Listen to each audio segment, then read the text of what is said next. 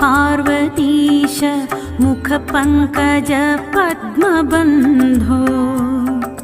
श्रीशादिदेव गणपूजित पादपद्मा वल्लीशनाथ मम देहि करावलम्बम् वल्लीसनाथ मम देहि करावलम्बम् देवादिदेवसुत देवगणाधिनाथ देवेन्द्रवन्द्य मृदुपङ्कज मञ्जुपाद देवर्षिणा